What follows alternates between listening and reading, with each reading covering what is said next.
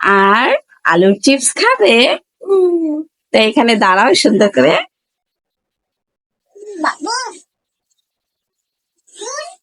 অত বড় না, অত বড় না, ছোট আলু। হুম হুম এটা এটা দাও, ওইটা দাও, ওইটা দাও, ওইটা দাও। এই ওটা রাখো, ওটা রাখো। হ্যাঁ, ওটা লাগবে না, ওটা রেখে দাও। হুম, রেখে দাও। আসো আসো আসো। হ্যাঁ, পাপার দোকান।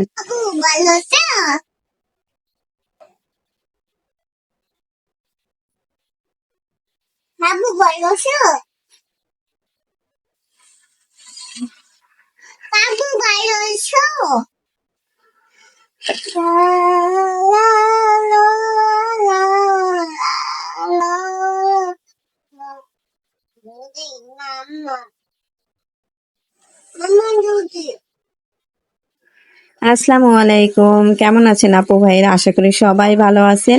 আমার মেয়ের তো কথা শুনলেন, গুনগুন করে গানও শুনলেন। সে নিজেকে নিজেই প্রশ্ন করতেছে, বাবু কেমন আছো, বাবু কেমন আছো। অবশ্য তার মনটা যখন বেশি ভালো থাকে তখন এরকম করে গুনগুন করে গান গায়, একা একা কথা বলে। এখন একটু মনটা বেশি ভালো, কারণ হচ্ছে সে তার পছন্দের খাবারটি তার মাম্মাম তাকে বানিয়ে দিচ্ছে।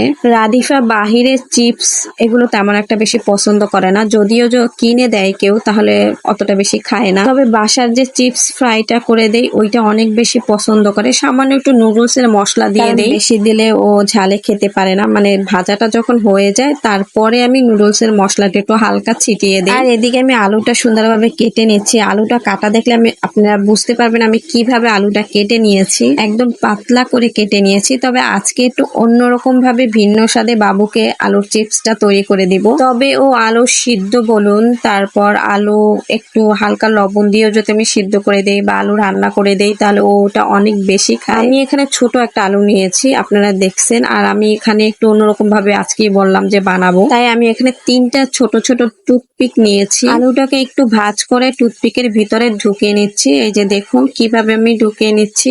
এভাবে আমি সবগুলো করে নেব। এই যে একটার পর একটা নিচ্ছি। প্রত্যেকবার তো আলুটাকে আমি এভাবে কেটে তেলে ভেজে দেই, তবে আজকে একটু অন্যরকম ভাবে বানাচ্ছি, এই জন্য বাবু বারবার আমাকে জিজ্ঞেস করতেছে।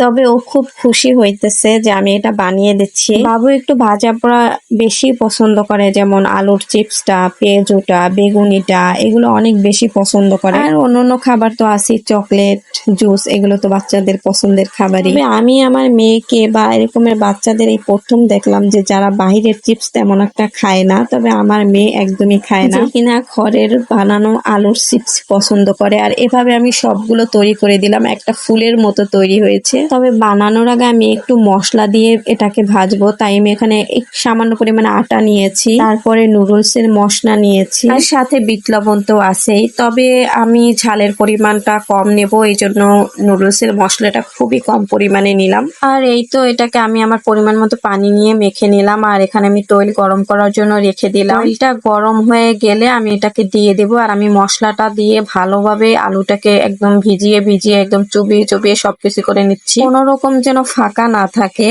এমন ভাবে আমি এটাকে মেখে নেব ভালোভাবে। মাখা হয়ে গেলেই আমি তেলের ভিতরে দিয়ে দিব। আর একটু পর পর আমার মেয়ে এসে দেখতেছে ভাজা হয়েছে কিনা। ও তো দুষ্টামি করতেছে, আর ওর কখন ভাজা হবে আর কখন খাবে। এটা কিন্তু চাইলে আমরা বড়রাও খেতে পারি, কোনো সমস্যা নাই, শুধু একটু ঝালের পরিমাণটা বাড়িয়ে দিলেই হবে। এটা চাইলে কিন্তু আমরা বড়রাও খেতে পারি, শুধু একটু ঝালের পরিমাণটা বাড়িয়ে দিলেই হবে। আর আমি আমার মেয়েকে এদিকে বলছিলাম যে তোমার জন্য দেইনি, তোমাকে দেব না, তাই সে রাগ করে চলে যাচ্ছে তার আপার কাছে বিচার দিতে। আর এদিকে দেখতে দেখতে আমার ভাজাও শেষ। আর আমার মেয়ের অনেক বেশি পছন্দ হয়েছে, সে প্রায় সবগুলোই মোটামুটি খেয়েছে। সবগুলো বলতে ওকে 3 পিস দিছিলাম, ও 3 পিসই খেয়েছে, খুব মজা করে খেয়েছে, তৃপ্তি সহকারে। আমার অনেক বেশি ভালো লাগছে। আর হ্যাঁ, আমি অবশ্যই চেষ্টা করি আমার সাধ্যের ভিতরে আমার মেয়েকে কিছু খাওয়া। আর আমার ভিডিও যদি ভালো লেগে থাকে অবশ্যই লাইক দিবেন। ভালো থাকবেন, আল্লাহ হাফেজ।